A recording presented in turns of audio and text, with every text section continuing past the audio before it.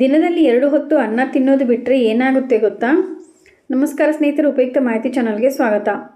ಏನೇ ತಿಂದರೂ ಕೊನೆಯಲ್ಲಿ ಸ್ವಲ್ಪ ಅನ್ನ ತಿನ್ನಲೇಬೇಕು. ದೇಹಕ್ಕೆ ಅನ್ನ ಒಳ್ಳೆಯದು, ಆದರೆ ಅತಿಯಾದ ಅನ್ನವನ್ನು ತಿನ್ನುವುದರಿಂದ ಹಲವಾರು ಅಡ್ಡ ಪರಿಣಾಮಗಳನ್ನು ಉಂಟು ಮಾಡಬಹುದು. ಹಾಗಾದರೆ ಒಂದು ಹೊತ್ತಿಗಿಂತಲೂ ಹೆಚ್ಚು ಹೊತ್ತು ಅನ್ನ ತಿನ್ನುವುದರಿಂದ ಏನೆಲ್ಲ ರೋಗಗಳು ಬರಬಹುದು?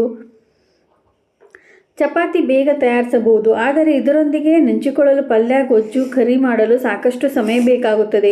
ಆದರೆ ಅನ್ನ ತಯಾರಿಸಲು ಹೆಚ್ಚು ಸಮಯ ಬೇಕಾಗಿಲ್ಲ ಎಂಬ ಉದ್ದೇಶದಿಂದ ಅನೇಕ ಮಂದಿ ಅನ್ನ ತಿನ್ನಲು ಇಷ್ಟಪಡುತ್ತಾರೆ. ಆದರೆ ದಿನಕ್ಕೆ 2 ಬಾರಿ ಅನ್ನ ತಿನ್ನಬಹುದಾ? ಇದರಿಂದ ಆರೋಗ್ಯದಲ್ಲಿ ಏನಾದರೂ ಸಮಸ್ಯೆ ಉಂಟಾಗುತ್ತಾ ಎಂಬ ಪ್ರಶ್ನೆಗೆ ಬಹುತೇಕ ಮಂದಿಯನ್ನು ಕಾಡುತ್ತಿದೆ. ಹಾಗಾದರೆ ದಿನದಲ್ಲಿ 2 ಹೊತ್ತು ಅನ್ನ ತಿಂದರೆ ಏನೆಲ್ಲ ಸಮಸ್ಯೆಗಳಾಗಬಹುದು ಎಂಬುದನ್ನು ನೋಡೋಣ. ಅನೇಕ ಮಂದಿ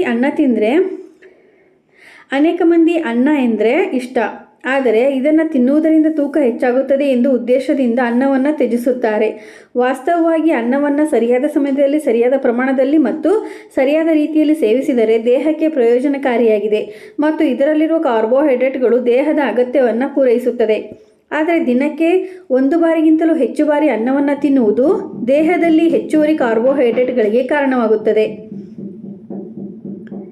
ಅಲ್ಲದೆ ಇದು ತೂಕ ಹೆಚ್ಚಳ ಮತ್ತು ಮಧುಮೇಹ ಸಮಸ್ಯೆಗಳಿಗೆ ಕಾರಣವಾಗುತ್ತದೆ. ಹೀಗಾಗಿ ಅನ್ನ ಬದಲಿಗೆ ನಿಮ್ಮ ಆಹಾರದಲ್ಲಿ ಧಾನ್ಯಗಳು, ತರಕಾರಿಗಳು ಮತ್ತು ನೇರ ಪ್ರೋಟೀನ್ಗಳಂತಹ ಇತರ ಪೌಷ್ಟಿಕ ಆಹಾರಗಳನ್ನು ಸೇವಿಸುವುದರಿಂದ ನಿಮ್ಮ ಆರೋಗ್ಯವನ್ನು ಕಾಪಾಡಿಕೊಳ್ಳಬಹುದು. ಇವುಗಳನ್ನು ಪ್ರತಿದಿನ ತಿನ್ನುವುದರಿಂದ ದೇಹಕ್ಕೆ ಅಗತ್ಯವಾದ ಪೋಷಕಾಂಶಗಳನ್ನು ಸಿಗುತ್ತದೆ.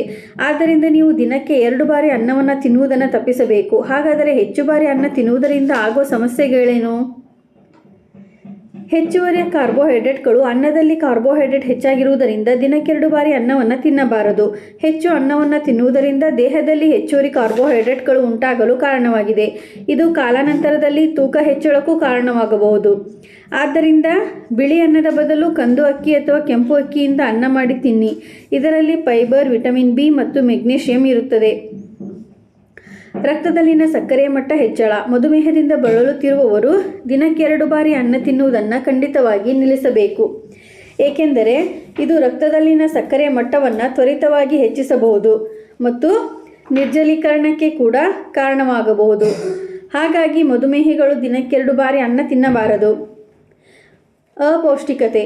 ಹೆಚ್ಚು ಅನ್ನವನ್ನು ತಿನ್ನುವುದು ಧಾನ್ಯಗಳು ಮತ್ತು ತರಕಾರಿಗಳಿಂದ ನೀವು ಪಡೆಯುವ ವಿವಿಧ ಪೋಷಕಾಂಶಗಳನ್ನು ಮಿತಿಗೊಳಿಸುತ್ತದೆ. ಹೀಗಾಗಿ ಪೌಷ್ಟಿಕಾಂಶದ ಕೊರತೆಯನ್ನು ನೀಗಿಸಲು ದಿನಕ್ಕೆ 2 ಬಾರಿ ಅನ್ನ ತಿನ್ನದಿರುವುದು ಉತ್ತಮ.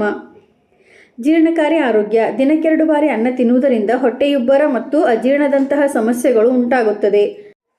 ಇದೇ ರೀತಿ ಮಾಹಿತಿಗಾಗಿ ನಮ್ಮ ಚಾನಲನ್ನು ಸಬ್ಸ್ಕ್ರೈಬ್ ಆಗಿ ಮತ್ತು ಶೇರ್ ಮಾಡಿ. ಧನ್ಯವಾದಗಳು.